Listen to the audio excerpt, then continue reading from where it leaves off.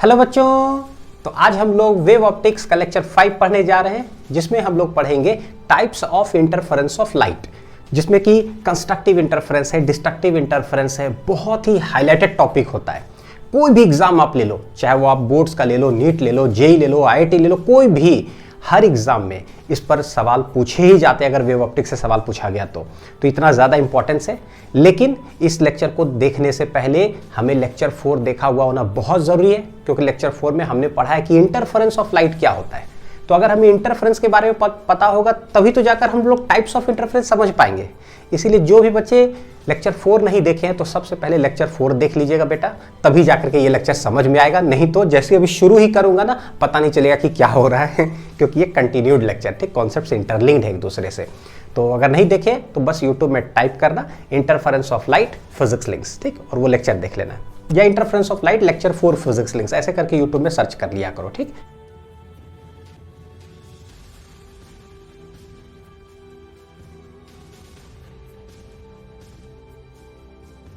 चलो देखते हैं। देखो शुरू ही कहां से कर रहे हैं, हल्का सा 2-3 मिनट का रिकैप कि formulas studied in previous lecture, कि पिछले लेक्चर में हमने क्या क्या फॉर्मूलास पढ़ा, क्योंकि इसी का यूज आज होगा। Phase difference between two waves, कोई दो वेव्स है, मान लो ये है सोर्स ऑफ लाइट, ठीक, यहां से एक वेव निकल करके एक पॉइंट P पर पहुंचा, तो कितना डिस्टेंस चला है, लेट x1। दूसरा वेव यहाँ S2 से निकला, ये लेट x2 डिस्टेंस चल करके यहाँ तक पहुँचा है। तो इसको हम लोग रिप्रेजेंट कैसे करते हैं, एक बार रिप्रेजेंटेशन भी बता देते, फिर फेज डिफरेंस आएंगे। हालांकि ये सब पढ़ चुके पिछले लेक्चर में, लेकिन फिर एक बार कम से कम लिख देते हैं ना, ताकि आइडिया आ जाए। तो इस सोर्स S1 से जो वेव राइट साइड जा रहा है, तो इसको रिप्रेजेंट कैसे करेंगे, displacement late y1 equal to, इसका कोई एम्पलीट्यूड है तो बोल देंगे a1 sine omega T minus kx या kx माइनस ओमेगा टी, ठीक है। तो लिखते हैं, देखो kx माइनस क्या लिखोगे, ओमेगा टी, ऐसे रिप्रेजेंट करेंगे। ये x, ये सब क्या दर्शाता है कि वेव्स चल रहा है, और ये क्या दर्शाता है, पार्टिकल्स की तरह ऑसिलेट करेगा, ठीक। तो ये कितना डिस्टेंस चला है ये वेव P पॉइंट तक आने के लिए, x1, तो ये x1 हो गया। इसका कितना फ्रीक्वेंसी है, ओमेगा 1, तो ओमेगा 1। लेट अभी मान लेते हैं कि दोनों का फ्रीक्वेंसी क्या है, डिफरेंट, तब देखेंगे फेज डिफरेंस क्या है। अच्छा, सिमिलरली इसको रिप्रेजेंट करेंगे तो कैसे लिखेंगे, y2 equal to a2 sine kx minus omega t. कितना डिस्टेंस ये चला है, x2 डिस्टेंस चल करके पॉइंट P पर पहुंचा है, इसका फ्रीक्वेंसी कितना है, ओमेगा 2 हो गया। और हम जानते हैं कि ये जो लिखा हुआ है साइन थीटा, यानी इसके अंदर जो भी चीज लिखा हुआ यही क्या है, एंगल, यानी कि फेज है। तो ये पहला वेव का फेज हो गया φ1, फिर इसका फेज हो गया कितना, φ2। हम बोल रहे हैं कि जब ये दोनों वेव यहां से चल करके इस P पॉइंट पर पहुंचा है, तो इस P पॉइंट पर जब पहुंचा तो फेज में कितना डिफरेंस है, तो फेज में कितना डिफरेंस है, तो डेल्टा फाई कर देंगे क्या, φ2 माइनस φ1। तो बस इतना माइनस इतना करो, यही यहां पर आया है जो पिछले लेक्चर में हम लोग पढ़े। तो डेल्टा फाई कितना आएगा, तो k इतना माइनस इतना करोगे ना, kx2 माइनस x1 हो गया, फिर इतना माइनस ऑफ माइनस ये क्या हो जाएगा, प्लस, यानी ओमेगा 1 माइनस ओमेगा 2 इंटू क्या हो जाएगा, t। तो ये जो फेज डिफरेंस आया है, देखो ये क्या है, k डेल्टा x जो है ना, ये एक कांस्टेंट चीज है। कैसे, k तो 2 पाई बटे लैम्डा कांस्टेंट हो गया, डेल्टा x मतलब मान लो ये चला है लेट 3 सेंटीमीटर, ये चला है 1 सेंटीमीटर, तो टोटल डिस्टेंस में चेंज निकालेंगे कितना आएगा, 3 में से 1 माइनस कर दो 2, यानी कि ये कांस्टेंट हो गया। तो ये पूरा टर्म कांस्टेंट है, लेकिन ये वाला टर्म टाइम डिपेंडेंट है, यानी ओवरऑल ये फेज देखोगे कैसा है, तो भाई ये फंक्शन ऑफ टाइम है। और फंक्शन ऑफ टाइम का मतलब क्या होता है, यानी कि ये वेरिएबल है, इट डिपेंड्स अपॉन टाइम। तो इन जनरल जो है फेज डिफरेंस ऐसा आता है, ठीक है। हाँ, ये देख चुके हैं। अच्छा, उसके बाद क्या पढ़े थे, रिजल्टेंट एम्पलीट्यूड क्या होगा। एक वेव जब यहां से चल करके आया, लेट इसका एम्पलीट्यूड a1, लेट इसका एम्पलीट्यूड है a2, जब यहां पर पहुंचा तो ये डिस्टर्बेंस आकर के P पॉइंट को क्या करेगा, डिस्टर्ब। ये वाला भी वेव आकर के P पॉइंट को करेगा डिस्टर्ब। तो भैया P पॉइंट का जो रिजल्टेंट डिस्प्लेसमेंट होगा वो क्या होगा, तो कैसे निकालते हैं, देखो रिजल्टेंट जो एम्पलीट्यूड होगा इस पार्टिकल का, वो हो जाएगा root a1 square plus a2 square plus 2a1 a2 cos phi, जहां की फाई क्या है, फेज का डिफरेंस। और अगर दोनों एम्पलीट्यूड सेम हो वेव्स का, लेट a नॉट, तो सॉल्व होकर आता है 2a नॉट cos फाई बटे 2। ये पीछे लेक्चर्स में देखे, ठीक है। बिल्कुल ऐसा ही हमारा क्या एक एक्सप्रेशन होता है रिजल्टेंट इंटेंसिटी का, कि लेट यहां से वेव आया, इसका इंटेंसिटी I1 है, दूसरा जो वेव आया उसका इंटेंसिटी I2 है। तो जब ये दोनों यहां पर आएगा, डिस्टर्बेंस पहुंचेगा, तो P पॉइंट पर इंटेंसिटी रिजल्टेंट जो है क्या होगा। तो रिजल्टेंट इंटेंसिटी क्या होता है, I1 plus I2 plus 2√I1 √I2 cos phi। और अगर दोनों का इंटेंसिटी बाई चांस अगर सेम हो जाए, जो कि लेट I नॉट, तो सॉल्व होकर आता है 4I0 cos स्क्वायर 5/2। तो ये 3-4 फॉर्मूले हमारे दिमाग में रहना चाहिए। अब इसी का यूज करके आगे हम चीजें समझते हैं। सबसे पहले देखो क्या है, दो चीज पढ़ने जा रहे हैं कि for coherent sources of light होगा, उसका कंडीशन क्या होता है हमें पता है, लेकिन आज उसको लिंक करने जा रहे हैं ये दोनों फॉर्मूला से कि अगर कोहेरेंट सोर्सेस ऑफ लाइट हमने ले लिया तो रिजल्टेंट एम्पलीट्यूड क्या और रिजल्टेंट इंटेंसिटी क्या, और इसे हम क्या समझेंगे बेसिकली। ठीक, तो जैसे ये कोहेरेंट वैसे ही समझेंगे इनकोहेरेंट सोर्स होगा तो क्या। देख लो जरा, लेट मान लो कोहेरेंट सोर्सेस ऑफ लाइट है, यानी कि एक सोर्स S1 से एक सोर्स S2 से जो लाइट किसी पॉइंट P पर पहुंचा और यहां से लाइट आया पॉइंट P पर पहुंचा। ठीक है, ये x1 डिस्टेंस चला है, ये x2 डिस्टेंस चला, हमें पता है। जैसी कोहेरेंट सोर्सेस बोलते हैं का मतलब है कि दोनों का फ्रीक्वेंसी क्या होगा, सेम। यानी कोहेरेंट सोर्सेस का मीनिंग डायरेक्ट हम समझते हैं कि ω1 और ω2 दोनों फ्रीक्वेंसी क्या हो जाना चाहिए, सेम। तो उसे होगा क्या, तो बोले अगर दोनों का फ्रीक्वेंसी सेम होगा ना तो फेज का डिफरेंस इस पॉइंट पर क्या होगा, तो बोले देखो होता है k डेल्टा x प्लस जो पीछे हम लोग लाए हैं ना डेराइव करके ω1 माइनस ω2 इंटू टी। अब सिंस दोनों का फ्रीक्वेंसी अगर सेम हो जाएगा तो क्या हो जाएगा, है कि नहीं, होगा क्या, तो omega minus omega into T. ये हो गया क्या, कहानी स्वाहा, यानी हो जाएगा k डेल्टा x। यानी कि phase difference between the two waves जो होगा इस पॉइंट P पर, ये क्या होगा, k डेल्टा x। तो k कांस्टेंट है, डेल्टा x भी क्या है, कांस्टेंट, यानी ये सब हो गया कांस्टेंट। यानी हमें समझ में आया, ओ अगर कोहेरेंट सोर्सेस ऑफ लाइट होगा ना तो दो चीज दिमाग में चलना चाहिए कि दोनों का फ्रीक्वेंसी सेम, और सेम होता है तो क्या होता है, बोले फेज का डिफरेंस हो जाता है कांस्टेंट, यानी कि फाई कांस्टेंट हो गया। कहने का मतलब दैट इज फाई क्या हो गया, कांस्टेंट। अच्छा, अगर फाई कांस्टेंट है तो कॉस फाई बोलेंगे वो क्या होगा, कांस्टेंट की वेरिएबल। बोलो फाई है क्या, एंगल, यानी कि मान लो 30 डिग्री, कांस्टेंट है 30 डिग्री, तो कॉस 30 भी क्या हो जाएगा, कांस्टेंट हो जाएगा। अच्छा, यानी कि cos फाई कांस्टेंट हो गया। देखो रिजल्टेंट एम्पलीट्यूड का फॉर्मूला में a1 square plus a2 square 2a1 a2 cos phi आ गया। तो भाई ये वाला चीज है क्या, कांस्टेंट है, ये वेरिएबल नहीं है, टाइम पर नहीं डिपेंड कर रहा है। सिंस इट इज कांस्टेंट तो पता है कि रिजल्टेंट एम्पलीट्यूड जो इस पॉइंट P पर होगा वो भी क्या होगा, पार्टिकल का कांस्टेंट हो जाएगा। अच्छा, सिमिलरली cos फाई अगर कांस्टेंट है तो रिजल्टेंट इंटेंसिटी भी क्या हो जाएगा, कांस्टेंट हो जाएगा। इसका मतलब क्या हुआ, इसका मतलब ये हुआ कांस्टेंट इंटेंसिटी का मतलब क्या, कि मान लो कि कोई बल्ब ऐसे चल रहा, मतलब जल रहा है, जितना चमक रहा है ना इंटेंसिटी इज कांस्टेंट। इसका मतलब कि अगर एक पर्टिकुलर पॉइंट P पर अगर ब्राइट, मान लो ब्राइटनेस है, तो वो कंटिन्यूअस क्या रहेगा, ब्राइट ही रहेगा एट दैट पॉइंट। यही तो मीनिंग हुआ कांस्टेंट इंटेंसिटी का। इसका जो एम्पलीट्यूड होगा, मान लो रिजल्टेंट का गया 5 सेंटीमीटर, तो बस 5 सेंटीमीटर ही रहेगा। यही बहुत इंपॉर्टेंट चीज है कि किसी भी पॉइंट पर, याद करो पीछे यंग्स डबल स्लिट एक्सपेरिमेंट का हल्का सा इंट्रोडक्शन बताया था मैंने, कि एक स्क्रीन पर अगर किसी पॉइंट पर ब्राइट है तो भाई अगर कोहेरेंट सोर्स ऑफ लाइट लोगे ना तो उस पॉइंट P पर इंटेंसिटी विल बी कांस्टेंट, यानी ब्राइट है तो ब्राइट ही रहेगा। टाइम पास होते जाएगा होते जाएगा होते जाएगा, टाइम तो रुकता नहीं है, लेकिन इंटेंसिटी चेंज नहीं करेगा। तो पता है कि एक पैटर्न बहुत अच्छा बनेगा, जहां ब्राइट है वहां ब्राइट, जहां इंटेंसिटी कम है यानी कि डार्क है तो डार्क ही रहेगा। तो एक बहुत अच्छा पैटर्न बनेगा, तो हम उसका स्टडी करेंगे तो मेरे लिए फायदेमंद होता है। ठीक ना, ये चीज है। और यही चीज समझे कि हो इसीलिए जो है ना कोहेरेंट सोर्स ऑफ लाइट लेकर के जो क्या है हम आगे यंग्स डबल स्लिट का एक्सपेरिमेंट का स्टडी करेंगे। ठीक, तो देखो क्या लिखेंगे कि अगर कोहेरेंट सोर्स ऑफ लाइट है तो रिजल्टेंट एम्पलीट्यूड या intensity at any point in a given medium क्या रहता है, तो बोले रिमेन्स कांस्टेंट। कैसा रहता है, remains constant with time, time के साथ ये चेंज नहीं होगा। तो ये लिख लो अच्छे से। अब जैसे कोहेरेंट के लिए समझे वैसे हम इनकोहेरेंट सोर्सेस ऑफ लाइट के लिए समझते हैं। इसमें क्या होगा, तो बोले जैसे इनकोहेरेंट समझते हैं ना, यानी ω1 एंड ω2 डिफरेंट है भैया, दोनों क्या है, डिफरेंट। तो दो सोर्स ऑफ लाइट ले लो, एक सोर्स ऑफ लाइट S1 है, यहां से चल करके मान लो पॉइंट P पर आया, x1 डिस्टेंस चला। एक सोर्स ऑफ लाइट जो है ऐसे ऐसे ये कितना डिस्टेंस चला, let it be x2, P point पर पहुंचा। दोनों का फ्रीक्वेंसी क्या होगा, डिफरेंट, ω1 ω2। तो सोचो कि जब वहां पहुंचेगा तो फेज का डिफरेंस क्या होगा, क्या ये कांस्टेंट होगा या वेरिएबल। अब पता चलता है दोनों डिफरेंट है, तो ये होता है k delta x plus ω1 minus ω2 into क्या हो जाएगा t। अब जैसे ही टाइम डिपेंडेंट ये वाला जो टर्म है, अब दोनों डिफरेंट है तो ये जीरो नहीं होगा, और जीरो नहीं होने का मतलब है टाइम के साथ ये चेंज करेगा तो ये वेरिएबल, हेंस यहां पर ये क्या आएगा, वेरिएबल। वेरिएबल का मतलब क्या होता है, it changes with time, it changes with time, function of time हो गया।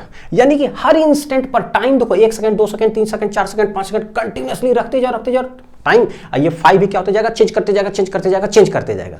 यानी कि अगर 5 वेरिएबल हो गया तो हम क्या बोले, 5 हो गया क्या वेरिएबल, वेरीज विथ टाइम। तो भैया cos 5 अगर हम रखेंगे तो वो भी क्या आएगा, कांस्टेंट तो आएगा नहीं, हर इंस्टेंट पर ये बदल रहा है तो cos 5 भी क्या हो गया, वेरिएबल हो गया। क्या हो गया, cos 5 वेरिएबल। अब सोचो cos 5 अगर वेरिएबल, ये वाला हो गया अगर वेरिएबल, हर इंस्टेंट पर ये बदल ही रहा है तो भाई ये भी क्या होते जाएगा, वेरिएबल। ओह ऐसा होगा क्या। सिमिलरली ये cos 5 देखो क्या है, variable, it is not constant, ये वेरिएबल हो गया। तो रिजल्टेंट इंटेंसिटी उस पॉइंट पर निकालेंगे वो भी क्या आएगा, वेरिएबल आएगा। यानी कि ये वेव यहां चलकर आया, ये वेव यहां चलकर आया, पॉइंट पी पर जो रिजल्टेंट इंटेंसिटी होगा वो कांस्टेंट है ही नहीं, वो टाइम के साथ क्या हो रहा है, चेंज होते जाएगा चेंज होते जाएगा चेंज होते जाएगा। और cos 5 भाई, cos 5 कैसा होता है, तो cos 5 इस तरह से होता है, देखो जरा ऊपर से ऐसे ऐसे ऐसे। यानी कि हर इंस्टेंट पर कभी cos 5 का वैल्यू मैक्सिमम, फिर कम होते होते होते जीरो, फिर कम होते होते एकदम मिनिमम। तो intensity directly proportional to cos 5 है। तो भैया कभी ये मैक्सिमम तो इंटेंसिटी मैक्सिमम यानी पूरा ब्राइट, फिर ये जीरो, अच्छा तो बचेगा सिर्फ इतना, फिर ये मिनिमम, तो ये भी क्या हो जाएगा, मिनिमम यानी कि डार्कनेस। यानी कि पता है क्या होगा, एट ए पर्टिकुलर पॉइंट पर जो रिजल्टेंट इंटेंसिटी निकाल रहे हैं टाइम के साथ क्या होते जाएगा, ये चमकते चमकते चमकते चमकते पूरा ब्राइट, फिर कम होते होते होते एकदम अंधेरा, फिर ब्राइट, अंधेरा, फिर ब्राइट, फिर अंधेरा। बोले भाई हम स्टडी कैसे करें, पूरा स्क्रीन पर किसी भी पॉइंट पर लो तो यहां पर अभी चमकेगा, ब्राइट होगा, फिर अंधेरा हो जाएगा, यहां पर भी चमक रहा, कभी अंधेरा कभी ये, कभी उजाला कभी अंधेरा। तो हम स्टडी क्या करें, तो हमें समझ में नहीं आता है, उस कोई पैटर्न ही नहीं बना, क्योंकि it is varying with time. इसीलिए हम लोग क्या कह सकते हैं कि at a particular point in a given medium the resultant amplitude या इंटेंसिटी चेंजेस विथ क्या बोल दोगे, टाइम।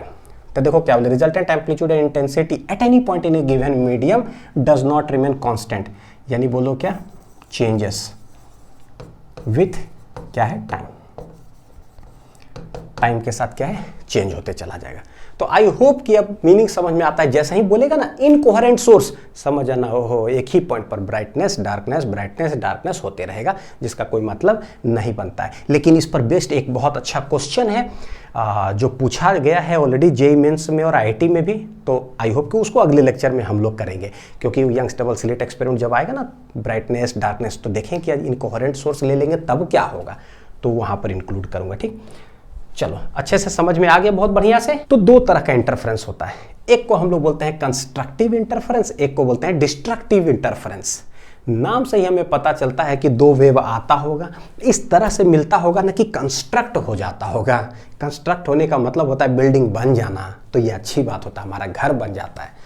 डिस्ट्रक्टिव नाम से ही पता चलता है कि दो वेव आता होगा, दोनों लड़ मर जाता होगा ये लड़ा मर गया, भैया डिस्ट्रक्टिव वाला बात है, कुछ ना कुछ नुकसान हो गया। तो बोलते हैं ना कि ठीक है मैथमेटिक्स जो भी है कंडीशन वंडीशन जो हम सब पढ़ेंगे, लेकिन एक डायरेक्ट पिक्चर में दिमाग बना सकते हैं क्या, मतलब पिक्चर में दिमाग नहीं, दिमाग में पिक्चर बना सकते हैं क्या बिल्कुल बनाया जा सकता है। कैसे, ये देखो कि कंस्ट्रक्टिव डिस्ट्रक्टिव का मतलब क्या हुआ। कंस्ट्रक्टिव इंटरफेरेंस को ना सीआई बोलते हैं कंस्ट्रक्टिव, कि मान लो कि एक सोर्स ऑफ लाइट यहाँ से वेव ऐसे ऐसे आया, दूसरा सोर्स यहाँ से वेव ऐसे ऐसे ऐसे आया। अब ये मान लो कि देखो ऐसे ऊपर उठते हुए यहाँ पर ऐसे आया पी पॉइंट पर, और ये वाला भी वेव क्या है, ऊपर उठते हुए ऐसे ही आया पॉइंट पी पर। तो ये पहला वाला वेव इस पॉइंट पर क्या है, फोर्स किधर लगाएगा, देखो जरा ऊपर की ओर, तो ये पार्टिकल ऊपर वाइब्रेट करेगा, और दूसरा वाला भी वाइब्रेट करते करते कैसे आया, ऐसे आया। तो भाई ये वाला भी फोर्स इधर करेगा, तो ये भी फोर्स किधर करेगा, ऊपर की ओर ही।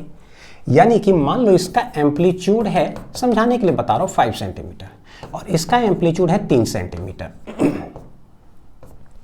फेज डिफरेंस अभी सब भूल जाओ, पहले समझो चीज़ों को। ये आता है एक डिस्टर्बेंस, इस पॉइंट को डिस्टर्ब करता है, ऐसे आता है कोई भी चीज़, ऐसे ऐसे ऐसे अगर आ रहा हो पॉइंट पी पर तो धक्का किधर देगा पता है, इसके बाद ऊपर जाएगा।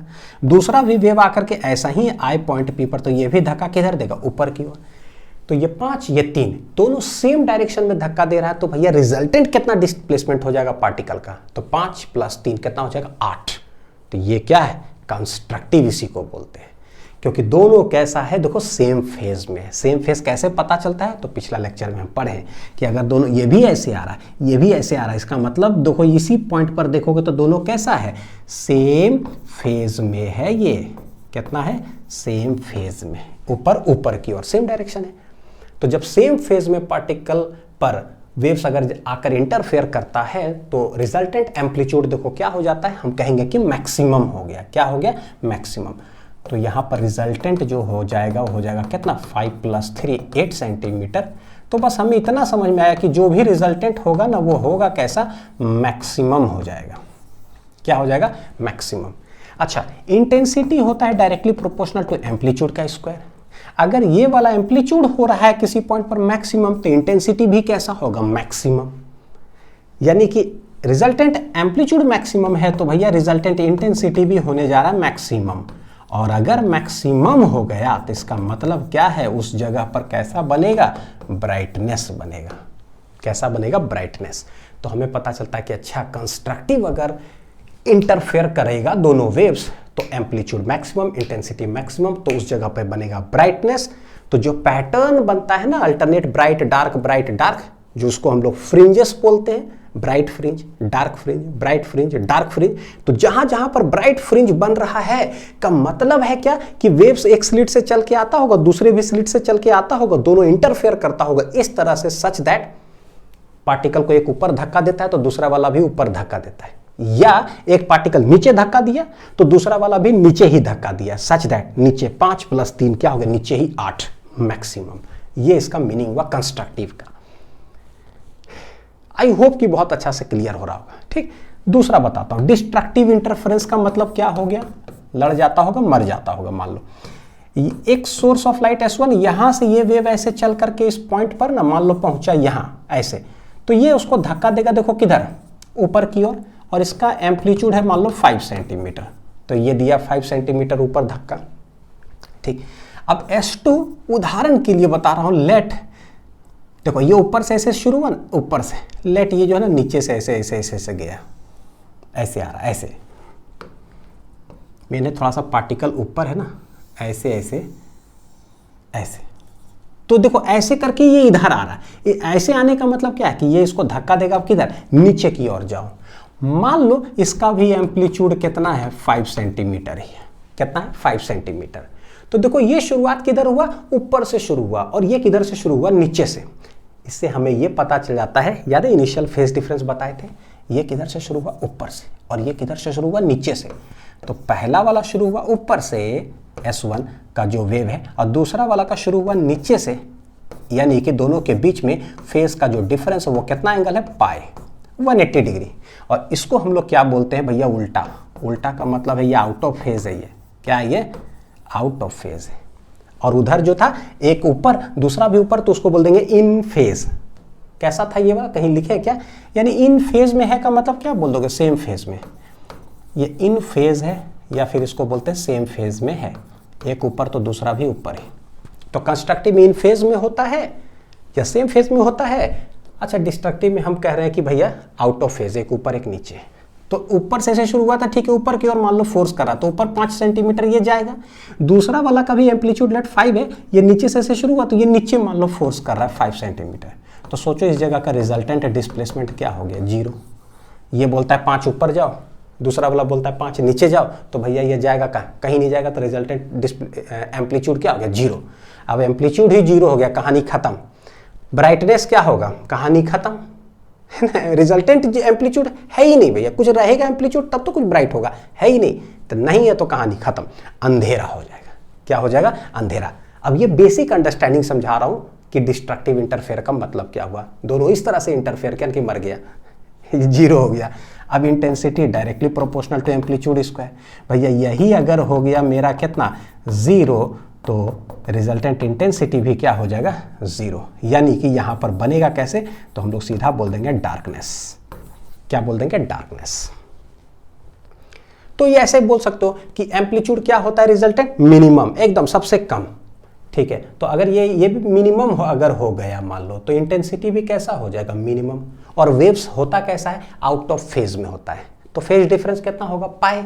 ऐसा ही हमें पता चला, एक ऊपर एक नीचे। तो ये सब समझांती विद्या है पूरा। अब देखो इसको हम लोग क्या करते हैं, पॉइंट वाइज में यहां लिख लेते हैं कि कंडीशन क्या होता है कंस्ट्रक्टिव इंटरफेरेंस के लिए। तो कंस्ट्रक्टिव में इस तरह से इंटरफेयर होता है कि सबसे पहला वेव्स इंटरफेयर, देखो जरा क्या लिखोगे, waves are in phase, in phase. अब इन फेज का मतलब ही होता है कि फेज से डिफरेंस दोनों के बीच में कितना हो जाएगा, 0 डिग्री। एक तो ये नॉर्मल अंडरस्टैंडिंग हमें समझ में आ रहा है, इन फेज में हो। दूसरा, रिजल्टेंट जो एम्पलीट्यूड होगा वो कैसा होगा, मैक्सिमम होगा। तीसरा, रिजल्टेंट जो इंटेंसिटी होना चाहिए वो कैसा होना चाहिए, मैक्सिमम होना चाहिए। अच्छा, हम फॉर्मूला वाइज भी जानते हैं, तो जरा उधर का भी लिख दूं कि यहां पर वेव्स कैसा हो जाएगा भाई, तो आउट ऑफ फेज हो जाएगा। Waves are out of phase, out of phase. Out of phase का मतलब होता है कि फेज डिफरेंस दोनों के बीच में कॉमन अंडरस्टैंडिंग देखें तो ये हो जाता है कितना, पाई। ये जस्ट फॉर अंडरस्टैंडिंग बता रहा हूं, बाकी पूरा डिटेल अभी आगे बताऊंगा। तो ये हो गया रिजल्टेंट जो एम्पलीट्यूड होगा वो जो भी होगा होगा मिनिमम। इंटेंसिटी भी कैसा हो जाएगा, मिनिमम। अगर ऐसा हो जाता है तो हम लोग बोलते हैं कि ये सब क्या हो रहा है, डिस्ट्रक्टिव उधर। और ये कैसा हो गया, कंस्ट्रक्टिव। तो यहां पर बनेगा ब्राइटनेस, यानी ब्राइटनेस बोलो, और बोल सकते हैं ब्राइट फ्रिंज, उसको बोलते हैं। क्या बोलते हैं, ब्राइट फ्रिंज। और यहां पर क्या बोल देंगे, डार्कनेस, डार्कनेस और डार्क फ्रिंज, और डार्क फ्रिंज। ये पॉइंट एकदम क्लियर होना चाहिए बहुत अच्छे से। तो समझो मैक्सिमम मैक्सिमम मैक्सिमम, इधर ब्राइट फ्रिंज, उधर डार्कनेस डार्कनेस डार्कनेस, ये हो गया। अब सिंस हमारे पास ना रिजल्टेंट एम्पलीट्यूड और इंटेंसिटी का फॉर्मूला है, तो इस फॉर्मूला के आधार पर जरा कुछ देखें कि क्या कंडीशन आ सकता है। कंडीशन की बात कर रहे हैं, देखते हैं। तो बोले सिंस रिजल्टेंट एम्पलीट्यूड जो है वो है क्या, root under a1 square plus a2 square plus 2a1 a2 cos phi. Cos क्या है, फाई। तो रियल जो है ना फेज डिफरेंस क्या क्या होना चाहिए, देखो कैसे पता चलेगा। तो यहां पर हमें यह पता चला कि ये रिजल्टेंट एम्पलीट्यूड कैसा होना चाहिए, मैक्सिमम होना चाहिए। तो इसका मतलब क्या हुआ, ये मैक्सिमम, तो ये वाला टर्म भी क्या होना चाहिए, मैक्सिमम होना चाहिए। देख लो, तभी जाकर के ऐसा होगा, क्योंकि ये तो कांस्टेंट है, ये भी कोई कांस्टेंट है। अब cos फाई, यानी दो वेव्स किस तरह से इंटरफेयर करे उस पर्टिकुलर पॉइंट पर, किस तरह से करे, मान लो हमें नहीं समझ में आ रहा, इतना तो पता चल के भैया मैक्सिमम होना चाहिए। तो कितना एंगल होना चाहिए उन दोनों के बीच में, तो बोले अगर ये मैक्सिमम तो ये मैक्सिमम। तो यहां से एक और कंडीशन हमें पता चला, क्या, दैट इज cos फाई जो होना चाहिए वो होना कैसा चाहिए, मैक्सिमम होना चाहिए। और cos फाई का मैक्सिमम जो वैल्यू होता है, सोचो बेटा वो कितना होता है, +1 होता है। ये कितना होता है, +1। कितना होता है, +1।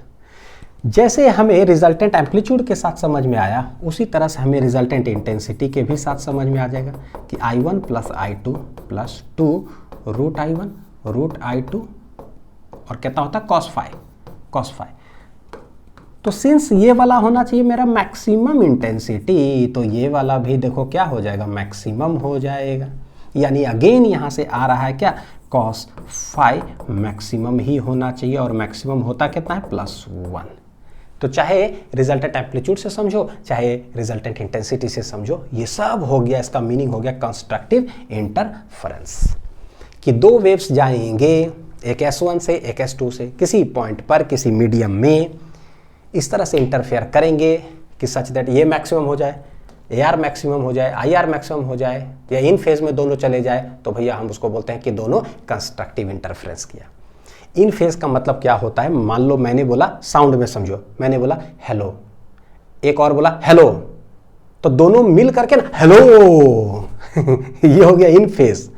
और आउट ऑफ फेज का मतलब, एक बोला हेलो, एक दूसरा समझ लो नेगेटिव में हेलो कैसे बोलोगे, कि आवाज़ ही नहीं निकला। सच दैट दोनों मिल करके आवाज़ 0।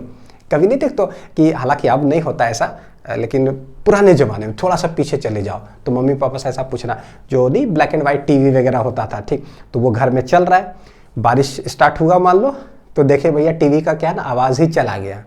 तो आवाज़ चला गया का मतलब क्या हुआ कि भाई ऊपर से जो बहुत सारा वेव्स आ रहा है ना, वो लोग हवा में क्या किया, इंटरफेयर किया होगा, डिस्टर्बेंस हुआ होगा, बारिश वारिश हो रहा, बिजली कड़क रही है ना, तो मतलब इस तरह से इंटरफेयर हुआ ना कि आवाज़ ही चला गया।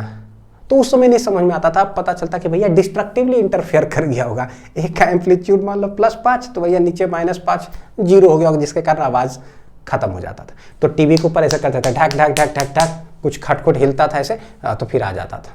तो यानी कि इस तरह से समझो कि क्या है।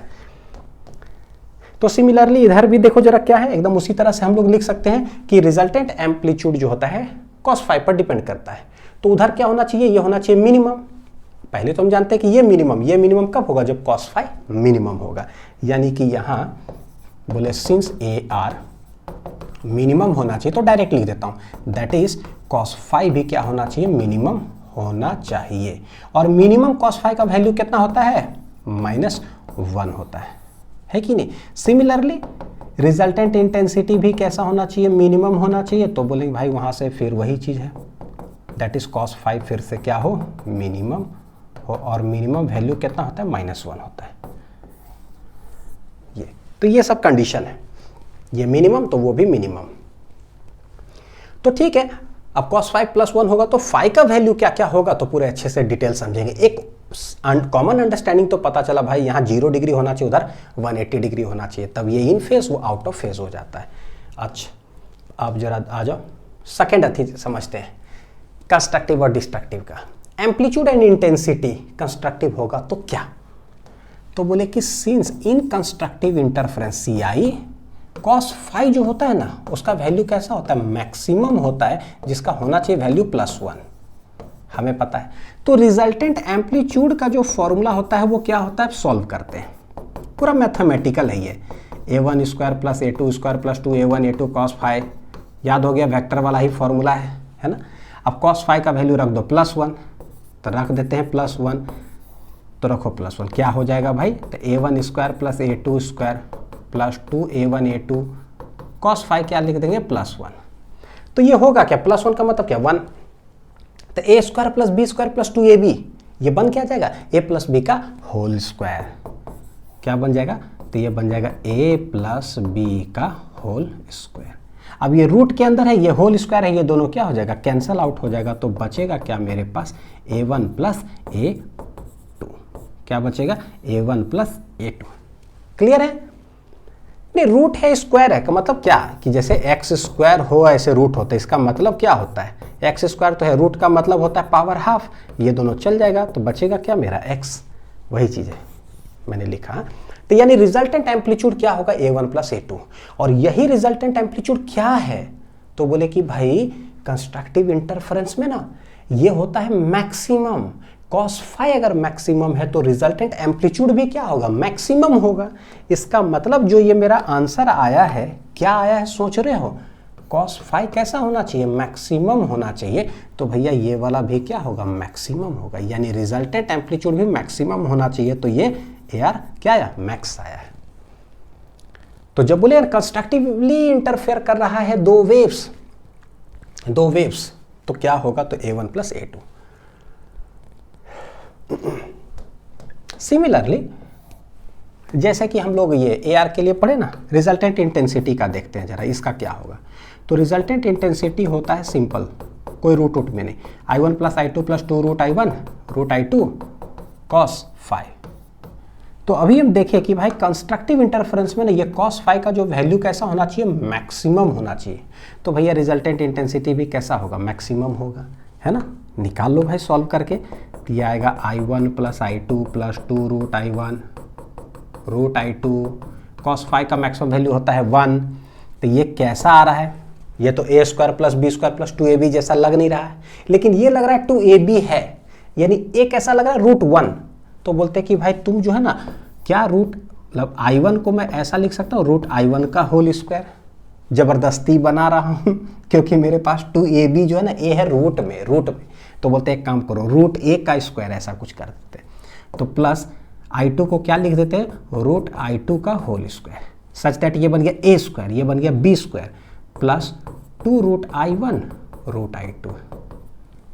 तो मेरा फॉर्मूला क्या बनेगा सोचो, A square plus B square plus 2ab, तो ये हो जाएगा ए प्लस बी का whole square. This is the resultant intensity का मैक्सिमम वैल्यू। बहुत इंपॉर्टेंट, इतने सारे सवाल हैं चाहे ये दोनों पर based, very very very important, किसके लिए, बोर्ड्स के लिए, नीट के लिए, जेई के लिए, और भी कोई एग्जाम है जितना देने वाले हो ना सारे एग्जाम्स के लिए भैया बहुत खतरनाक इंपॉर्टेंट। खूब क्वेश्चन पूछा गया, मन भर, है ना, दिल है कि मानता नहीं, अभी ना जाओ छोड़ के दिल अभी भरा नहीं, तो भैया भरता नहीं है बोर्ड वाले और नीट वाले और जेई वाले का, तो पूछते रहते हैं। तो एम्पलीट्यूड जो रिजल्टेंट होगा मैक्सिमम होगा, इंटेंसिटी जो रिजल्टेंट होगा वो मैक्सिमम होगा, कितना, root I1 plus root I2 का होल स्क्वायर, ये A1 प्लस A2। सिमिलरली आ जाओ कि भैया डिस्ट्रक्टिव होगा तो क्या होगा, तो बोले इन डिस्ट्रक्टिव इंटरफेरेंस DI क्या होता है, एकदम इसको देख करके छापो, cos फाई का वैल्यू जो होता है वो कैसा हो जाता है मिनिमम, और मिनिमम का मतलब होता है -1, तो जो +1 के लिए सॉल्व किए वहां पर रख दो -1, सॉल्व कर लो। ठीक, देखते हैं एक एक करके। तो रिजल्टेंट जो है ये होता है एम्पलीट्यूड का क्या, A1 square plus A2 square plus 2A1 A2 cos कितना फाई। अब कॉस फाई का वैल्यू होना चाहिए मिनिमम, यानी इसका वैल्यू होना चाहिए भैया एकदम मिनिमम। थोड़ा इधर आप आ जाएंगे क्या, हाँ ठीक है, कैसा होना चाहिए एकदम मिनिमम। तो ये वाला भी कैसा हो जाएगा, मिनिमम हो जाएगा एकदम, बहुत कम। कितना होगा कैलकुलेट करो, तो ये देखो क्या होगा, root A1 square plus A2 square plus 2A1 A2 cos phi minimum कितना होता है -1, तो ये माइनस यहाँ मल्टीप्लाई हो जाएगा, यानी बनेगा क्या, तो ये बनने जा रहा है A1 square plus A2 square minus यहाँ हो जाएगा कितना 2A1 A2। अब बताओ क्लास 10th में पढ़े बचपन में formula A square plus B square minus 2ab, A minus B का होल स्क्वायर कहलाएगा, क्या कहलाएगा, ए माइनस बी का होल स्क्वायर, तो ये हो जाएगा ए माइनस बी का होल स्क्वायर। तो ये रूट स्क्वायर खत्म हो जाएगा तो बाहर क्या आएगा A1 minus A2। This is the resultant amplitude का minimum value A1 minus A2। तो कितना अच्छा है, कंस्ट्रक्टिव की बात करेंगे ना, यानी जुड़ना, कंस्ट्रक्ट होना, घर बनना, और डिस्ट्रक्ट मतलब घर तोड़ना, नेगेटिव बात है। तो भैया इसमें एम्पलीट्यूड क्या होता है, जुट जाता है, और इसमें एम्पलीट्यूड क्या होता है, घट जाता है। और सारे सोर्सेस ही सब है कैसा, कोहेरेंट सोर्स है, कोहेरेंट है तभी ये कॉस फाई का देखो कांस्टेंट वैल्यू है ना, coherent source, coherent source. Non coherent होगा ना, उसका कहानी अलग है, बाद में एक न्यूमेरिकल के थ्रू उसको समझाऊंगा। तो ये हो गया। अब इंटेंसिटी का देख लेते हैं, तो रिजल्टेंट इंटेंसिटी होता है I1 plus I2 plus 2 root I1 root I2 cos phi. तो बोले कि डिस्ट्रक्टिव इंटरफेरेंस में ये वाला कैसा होना चाहिए, मिनिमम। ठीक है, तो अगर ये मिनिमम होगा तो ये इंटेंसिटी भी कैसा हो जाएगा, मिनिमम हो जाएगा, है ना। तो कितना, I1 plus I2 plus 2 root I1 root I2 cos phi का मिनिमम वैल्यू कितना होता है, -1।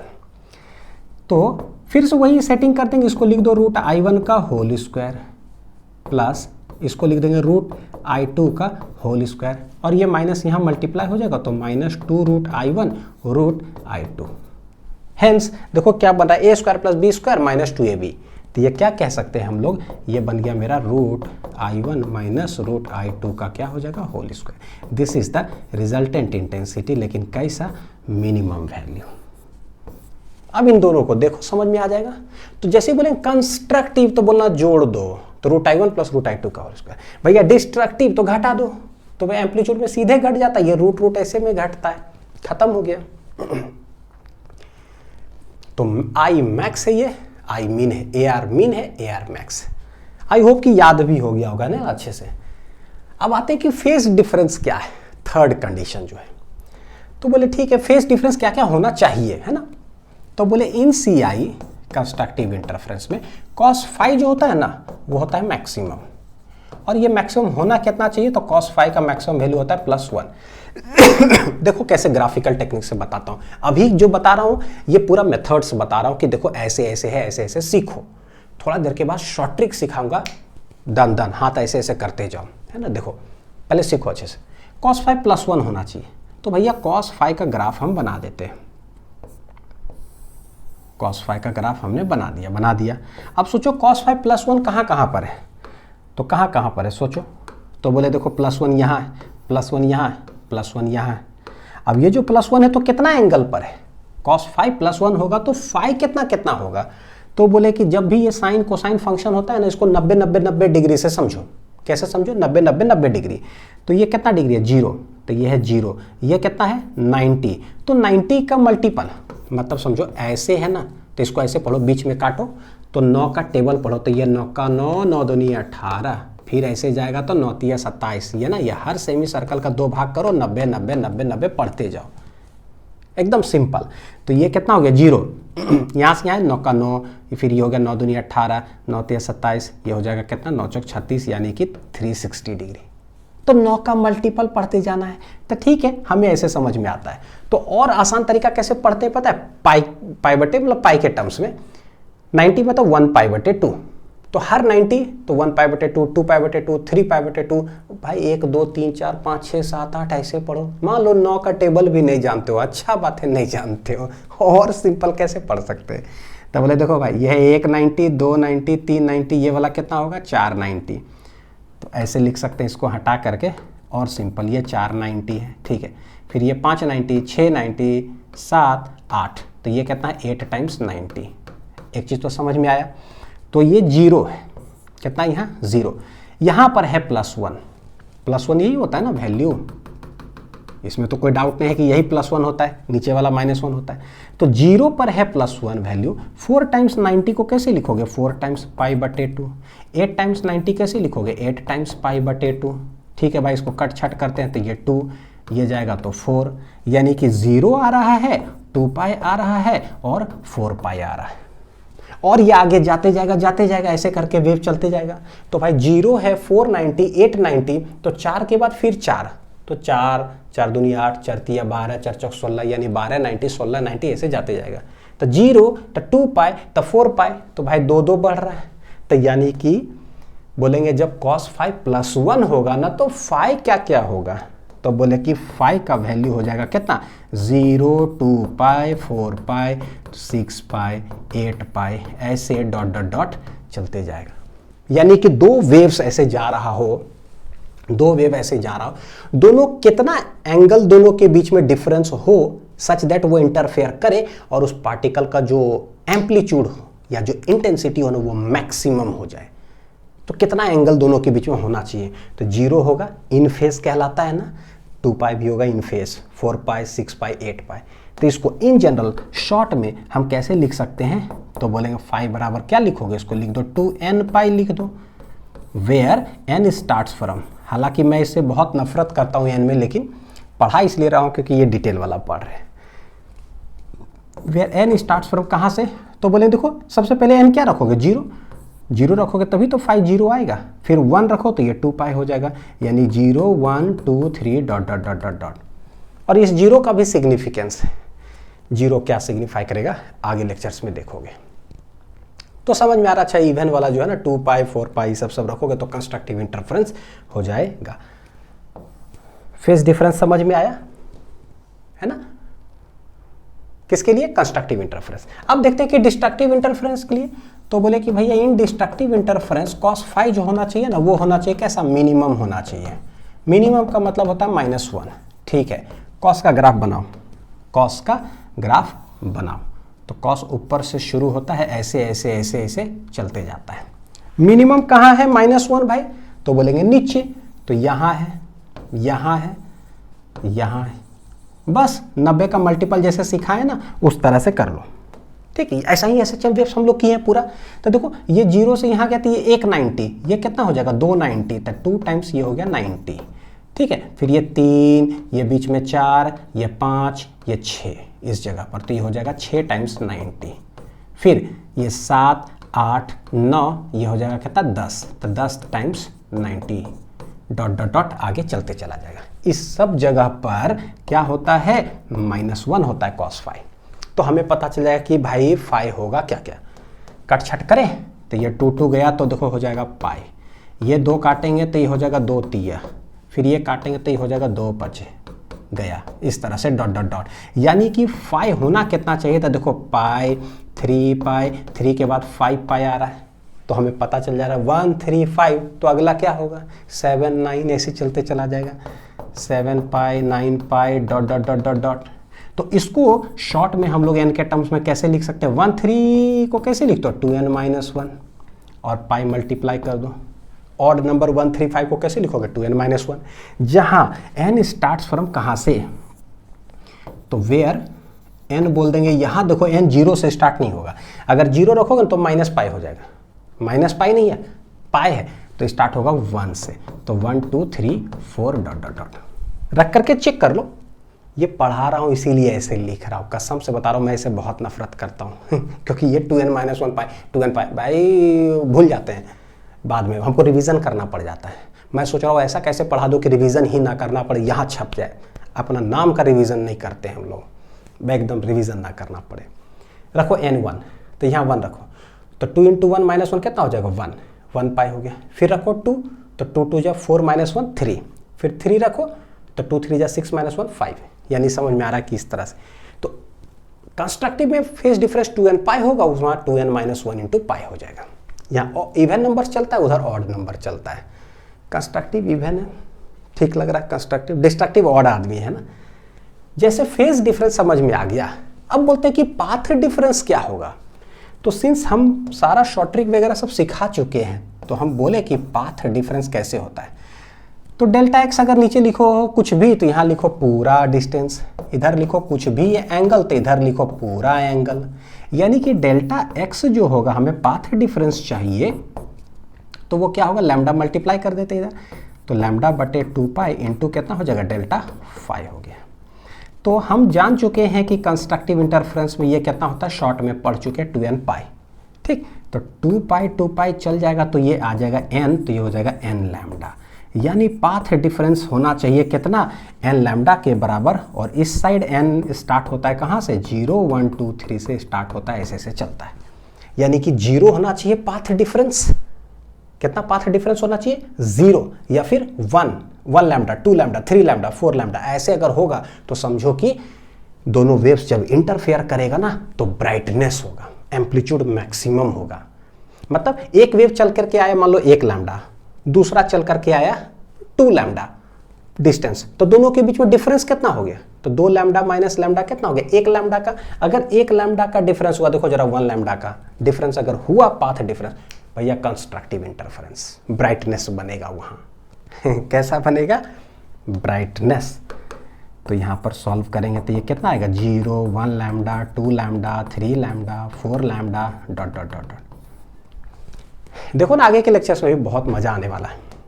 बहुत ही प्यारा सा चीज होता है वेव ऑप्टिक्स। लोग पढ़ाते बहुत खराब है। अगर आपको मुश्किल लगता है ना वेव ऑप्टिक्स, जो बच्चे पढ़ चुके हो या ड्रॉपर हो, तो मैं आपके लिए कह रहा हूँ बच्चों, अगर वेव ऑप्टिक्स खराब लगता है ना, समझना जिसने पढ़ाया उसका दोष है आपका गलती नहीं है, ठीक है, टीचर का दोष है पढ़ाने वाले, है ना। चलो देखते, अब इधर देखो पाथ डिफरेंस डिस्ट्रक्टिव में क्या होगा, तो डेल्टा एक्स तो निकाल चुके हैं फॉर्मूला। डेल्टा एक्स क्या हो जाएगा, लैम्डा बटे 2 पाई इंटू लैम्डा बटे 2 पाई इंटू डेल्टा फाई।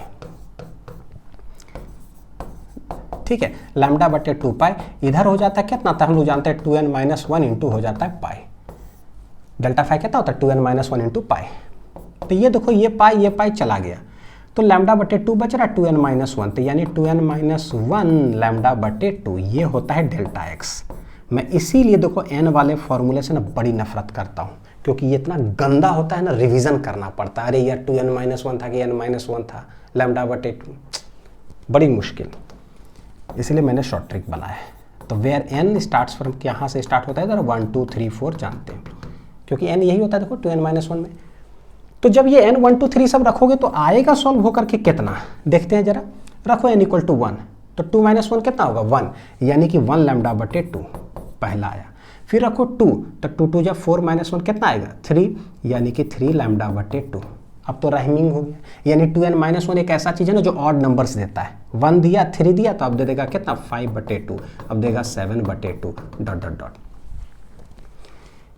मैं इसको भी क्या करता हूँ और खतरनाक शॉर्टकट कर देता हूँ। 1/2 मतलब 0.5, 3/2 मतलब कि 1.5, 5/2 मतलब कि 2.5। तो लिख लो फिलहाल अभी अगला लाइन। 1/2 मतलब होता है 0.5, 3/2 मतलब 1.5, 5/2 मतलब 2.5, ऐसे कर करके, यानी कि 0.5 रुपया से समझो 50 पैसा, 1.5 रुपया, 2.5 रुपया, यानी समझ में आ रहा है ना। 50, 1.5, 2.5, 3.5, 4.5 ये सब जो होगा तो डिस्ट्रक्टिव हो जाता है, और 1 2 3 4 5 6 रुपया जब होता है ना तो कंस्ट्रक्टिव हो जाता है। बहुत अच्छा पैटर्न बनेगा कि 50 पैसा 1 रुपया, 1.5 रुपया 2 रुपया। ऐसे बताया था मैंने कि मैं ऐसे पढ़ाने वाला हूँ, जिससे परमानेंट याद रहेगा कि कहाँ ब्राइट बनेगा कहाँ डार्क बनेगा।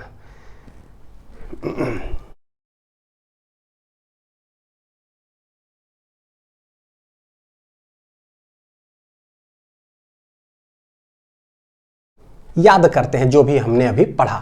Short trick to learn phase difference for constructive and destructive. तो भाई कंस्ट्रक्टिव के लिए हमने पढ़ा था कि डेल्टा फाई जो आया क्या आया कंस्ट्रक्टिव के लिए 2n पाई ऐसा कुछ था, जो कि क्या है, और n 0 से शुरू होता है, यानी कि 0 2 पाई 4 पाई ऐसा। और डिस्ट्रक्टिव इंटरफेरेंस के लिए हमने देखा कि डेल्टा फाई आता है 2n-1 इंटू पाई, जो कि डेल्टा फाई जब सॉल्व करेंगे तो क्या आता है पाई 3 पाई 5 पाई ... है ना। यहाँ n स्टार्ट्स फ्रॉम 0 1 2 3 ... और यहाँ n स्टार्ट्स फ्रॉम 1 2 3 ... मेन हमारा ना ये वाला टारगेट होता है, ये कि किधर क्या आता है। तो मैं इसको बोलता हूँ ना गोल वाला ट्रिक। क्या है ये गोल वाला ट्रिक, वो समझो। देखो कंस्ट्रक्टिव में ना cos फाई कितना होता है, cos फाई होता है +1, और डिस्ट्रक्टिव इंटरफेरेंस में cos फाई कितना होता है -1। सिंपल देखोगे ना कि cos फाई +1 कब होता है, तो फाई = 0 डिग्री पर। पहला अंडरस्टैंडिंग अगर हम लोग देखें तो cos का ग्राफ बना लो, cos का देखो ऐसे पता चल जाएगा। cos का ऐसे ऊपर से शुरू होता है, पूरा ट्रिग्नोमेट्री में बता चुका हूँ, है ना, बढ़िया से वैल्यूज भी सब याद करा चुका हूँ। जिनको दिक्कत लगे यूट्यूब में टाइप कर लेना ट्रिग्नोमेट्री फिजिक्स लिंक्स, 2-3 वीडियो है सब ट्रिग्नोमेट्री स्वाहा। तो बोले cos फाई +1, तो +1 का मतलब क्या, एक तो यहाँ देख लो तो ये कितना डिग्री पर है 0 डिग्री पर है, और cos फाई -1 कहाँ है देखो जरा, यहाँ ये कितना डिग्री है, तो 0 90, यह है 180 डिग्री, यानी यह है पाई पर। तो सिंपल सब अंडरस्टैंडिंग हमें समझ में आता है कि अच्छा कितना है पाई। तो बोले कि अच्छा कंस्ट्रक्टिव 0 और डिस्ट्रक्टिव पाई से शुरू होता है। देखो 0 और पाई से शुरू हुआ। भाई गोलका वाला टेक्निक क्या है, गोल वाला टेक्निक क्या है, तो देखो इधर है 0 डिग्री और इधर आ जाते हैं तो हो जाता है पाई, यही तो है 180 डिग्री। बस एक पूरा सर्कल ऐसे बनाओ, सर्कल एंटी क्लॉक। हमें पता है कि एंटी क्लॉक चलते जाते हैं एंगल बढ़ते जाता है। तो यहाँ 0 से यहाँ 180 डिग्री, फिर 180 डिग्री आएंगे, फिर 180 डिग्री, फिर 180 डिग्री, फिर 180 डिग्री। तो पाई के टर्म्स में बोलो, यहाँ से यहाँ आएंगे तो कितना बोले 1 पाई, भाई इधर आ जाएंगे तो 2 पाई हो गया, फिर यहाँ आएंगे तो 3 पाई, इधर आएंगे 4 पाई, 5 पाई, 6 पाई, 7 पाई, खत्म। इस साइड 0 डिग्री, तो भैया 0 डिग्री पे कंस्ट्रक्टिव, यानी कि मैं क्या बोलूं इधर, तो इधर मैं बोल देता हूं कि भैया कंस्ट्रक्टिव इंटरफेरेंस होता है, और इस साइड जब आते हैं ना तो क्या हो जाता है डिस्ट्रक्टिव इंटरफेरेंस हो जाता है। क्या हो जाता है डिस्ट्रक्टिव इंटरफेरेंस। तो देखो आंसर क्या आएगा, 0 के बाद आता है पाई, फिर इधर चले जाएंगे तो क्या हो जाएगा 2 पाई, यहां से यहां आ जाओ, फिर इधर आ जाओ 3 पाई, इधर चले जाओ 4 पाई, इधर आ जाओ 5 पाई, 6 पाई, 7 पाई, 8 पाई, 9 पाई। यानी कि आई होप समझ में आए ये क्या है, ये क्या है, कहानी खत्म। कुछ एन पेन ये सब करने की जरूरत नहीं, डायरेक्ट ऐसे करो, ठीक है। This is constructive, this is destructive, this is constructive, this is destructive. और मैं शॉर्ट ट्रिक लिखता हूं, देखो जरा क्या, इसको बोलता हूं राइट हैंड। क्या बोलता हूं, ये राइट हैंड समझो, और ये वाला है लेफ्ट हैंड। ये वाला क्या है लेफ्ट हैंड, हाँ। और ऐसे वीडियो कैसे देख रहे हो, ऐसे देख रहे हो तो ये सर्कल ऐसे दिख रहा होगा, तो समझ लो कि इस तरह से खड़ा हो जाओ। ठीक, ये राइट हैंड मेरा कैसा है पता, कंस्ट्रक्टिव, ये लेफ्ट हैंड मेरा कैसा है, डिस्ट्रक्टिव। ठीक है, जीरो से शुरू होता है, देख लो जीरो से शुरू होता है, जीरो से गोल घूम करके इस हाथ पर कितना आएगा, पाई, फिर पाई से गोल घूम करके इस हाथ पर कितना आएगा, 2 पाई, फिर इसमें कितना आएगा, 3 पाई। आ रहा है समझ में? चलो देखो ये जीरो, बोलो मेरे साथ साथ, जीरो, जीरो के बाद पाई, 2 पाई, 3 पाई, 4 पाई, 5 पाई, 6 पाई, 7 पाई, 8 पाई, 9 पाई। ओ क्या है भैया, तो इस हाथ वाला जो है राइट हैंड है ना, पता है, ठीक है, राइट हैंड सब कंस्ट्रक्टिव होता है, ये वाला डिस्ट्रक्टिव होता है।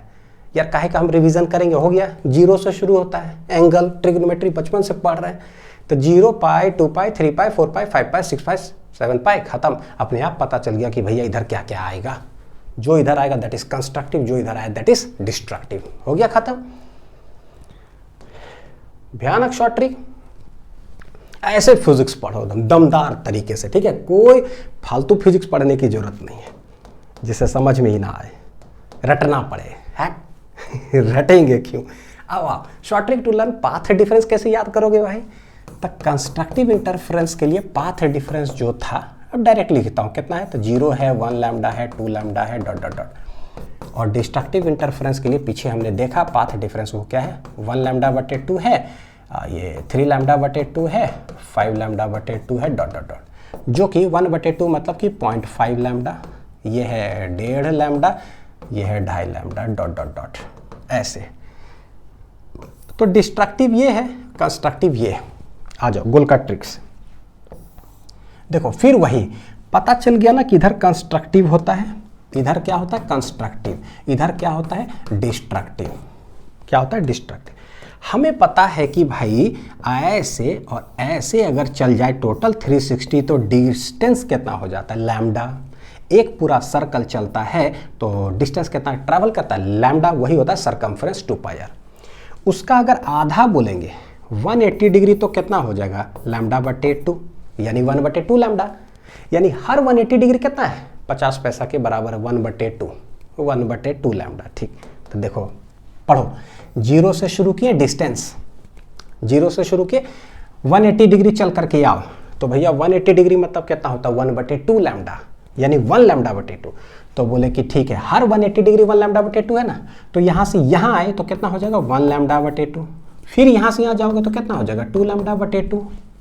भाई हर 180 डिग्री जो होता है ना वो 1 लैम्डा बटे 2 होता है, 1 लैम्डा बटे 2 होता है।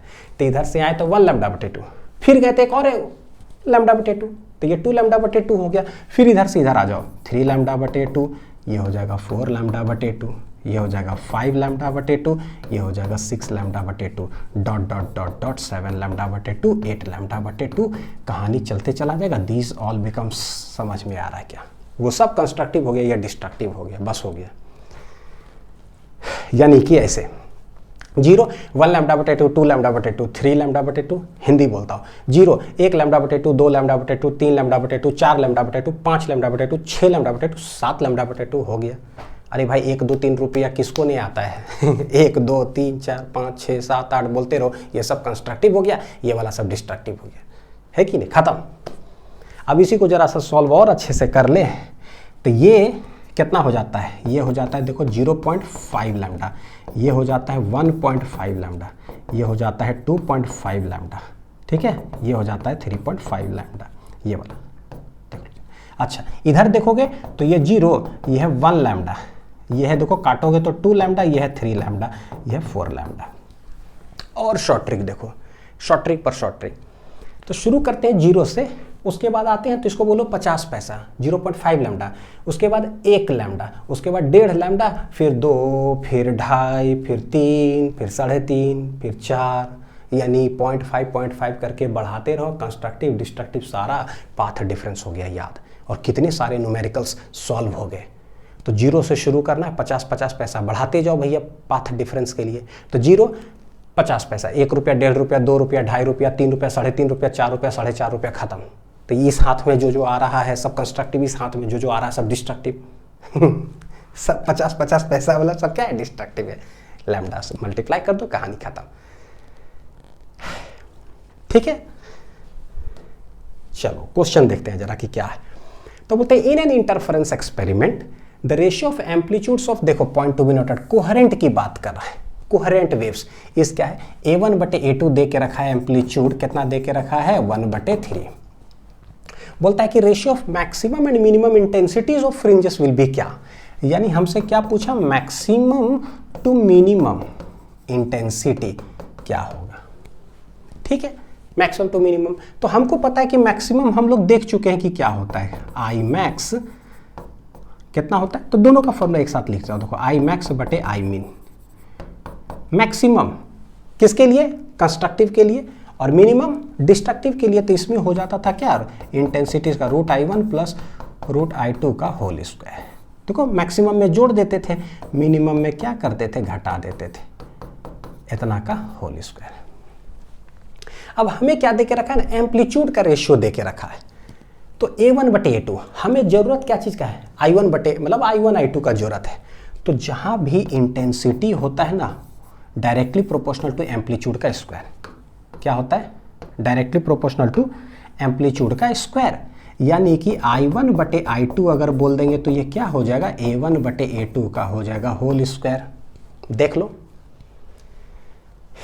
A1/A2 ये गिवन है, हमें इंटेंसिटी का बेसिकली वहां जरूरत है, कहाँ कैसे लाएंगे, तो बोले intensity directly proportional to amplitude का स्क्वायर होता है, किसके लिए, कोहेरेंट के लिए, फ्रीक्वेंसी सेम होता है ना कोहेरेंट के लिए, तो बस ये रख देंगे I1/I2 ऐसा। तो भैया जहाँ I1/I2 अगर देखेंगे तो क्या हो जाए, A1/A2 है 1/3, तो रख दो इसके जगह पर, इसका होल स्क्वायर हो गया, यानी ये हो गया 1/9।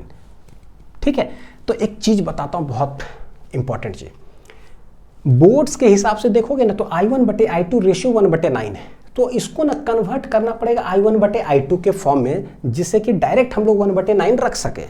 लेकिन शॉर्ट ट्रिक क्या है ना, जब भी ये रेशियो 1/9 है का मतलब सीधे समझ लो कि I1 है 1 और I2 है 9, और ये वैल्यू ले जा करके वहां रख दो आंसर।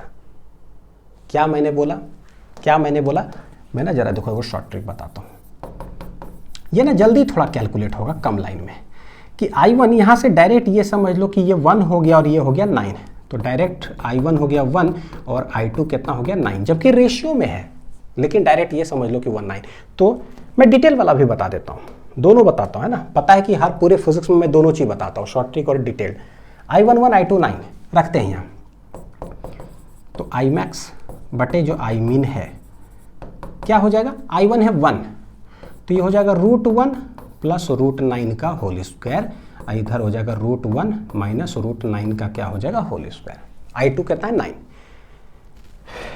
सॉल्व करते जाओ तो ये आ जाएगा, √1 तो 1 होता है, √9 होगा 3, तो इसका होल स्क्वायर, फिर यहाँ पर वही चीज़ है तो 1 माइनस 3 का होल स्क्वायर, तो ऊपर है 4 का होल स्क्वायर, नीचे कितना है देखो जरा, 1 माइनस 3 माइनस 2 आएगा, तो इसका होल स्क्वायर, तो ऊपर है 4 चौक 16, नीचे है 2 दूनी 4, तो 4 चौक 16, यानी कि आंसर आ रहा है 4। 4 का मतलब कितना हो जाएगा 4/1, तो ये मेरा आंसर आ गया, कोई दिक्कत नहीं है, जैसे ही आ जाए बस ऊपर ऊपर नीचे नीचे वैल्यू हम डायरेक्ट सब्सटीट्यूट कर दे, 4/1, यानी कि 4 ऑप्शन नंबर सी। ये हो गया शॉर्ट ट्रिक ऐसे करके। लेकिन अब बताता हूं जरा डिटेल वाला कैसे बनाना है, detail, how to solve in detail. तो डिटेल मेथड देखो जरा, ये बोर्ड्स में अटेम्प्ट लेना है, ठीक है, डिटेल्ड मेथड। तो बोलेंगे कि है सिंस I1/I2 जो है वो मेरा आया है कितना 1/9, और हमें चाहिए I max/I min का रेशियो, I max/I min का रेशियो, जो कि है √I1 प्लस √I2 का whole square divided by √I1 minus √I2 का क्या है होल स्क्वायर। ठीक है, ऐसे इस तरह से इसको कन्वर्ट करो जिससे कि I1/I2 चला आए। तो कैसे आएगा भाई, तो बोले देखो ऊपर भी होल स्क्वायर नीचे भी होल स्क्वायर है ना, तो समझो कि ये पूरे का क्या है होल स्क्वायर हम लिख सकते हैं। तो ऊपर है √I1 plus √I2 divided by √I1 minus कितना हो जाएगा √I2, ये पूरे का होल स्क्वायर लिख दिए। अब ऊपर और नीचे divide numerator and denominator by √I2, क्या करना है इसमें, divide numerator and denominator by √I2। तो देखो ऊपर भी अगर √I2 से डिवाइड करोगे तो हो क्या जाएगा, ये क्या होगा, ये ध्यान से देखना, रूट आई टू से डिवाइड करेंगे तो ये हो जाएगा रूट आई वन बटे रूट आई टू, नहीं होगा रूट आई वन बटे रूट आई टू, तो सॉल्व होकर के रूट आई वन बटे आई टू हो गया। अच्छा ये I two root I two रोटी रोटी रोटी रोटी root I two divided by root I two करेंगे तो हो जाएगा 1।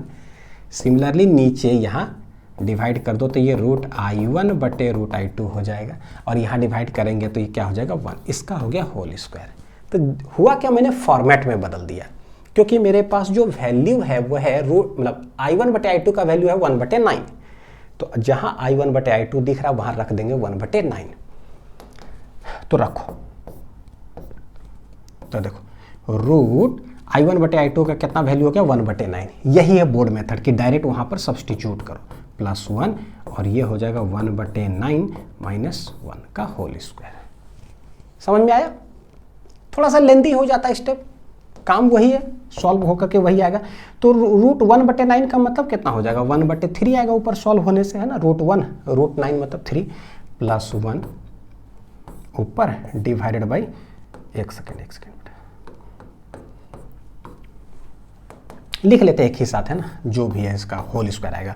और यहाँ पर 1/3 माइनस कितना हो जाएगा 1, तो एलसीएम ले लो जरा, देखो 3 + 1 कितना हो जाएगा 4, यानी कि 4/3 ऊपर आ रहा है डिवाइडेड बाई ये आ जाएगा देखो 3, तो 1 - 3 कितना होगा -2, कितना होगा -2, तो -2 अब बटे हो जाएगा 3, ये पूरा का हो जाएगा होल स्क्वायर। देखो नीचे 3, ये 3 चला जाएगा, ये 2 है तो 2 2 = 4, यानी -1 बच रहा है माइनस, और टोटल है कितना 2, तो -2 का होल स्क्वायर, यानी आंसर कितना आ रहा है 4। तो इतना लेंदी स्टेप सॉल्व करने से आंसर आता है 4। ये बोर्ड्स में अटेम्प्ट करना है इस तरह से, और कंपटीशन में देखो कितना मस्त है, आंसर 4 है, बस डायरेक्ट उठा करके रख दिया था, 2-3 लाइन में आंसर आ जाता है। आई होप कि समझ में आया होगा। तो जो वैल्यूज हमें पता है ना, बस उठा करके उसको क्या करना, रखना है और सॉल्व करना है, जो भी गिवन हो। कभी एम्पलीट्यूड दे दिया, इंटेंसिटी में पूछ दिया तो इसका यूज कर लो, कभी इंटेंसिटी देगा एम्पलीट्यूड का रेशियो पूछ लेता है। देखो सारे क्वेश्चन जेईई मेंस ले लो, आईआईटी ले लो, बोर्ड्स ले लो, नीट ले लो, सब जगह पे आया हुआ है। 2 monochromatic light beams of intensity 16 and 9 units are interfering.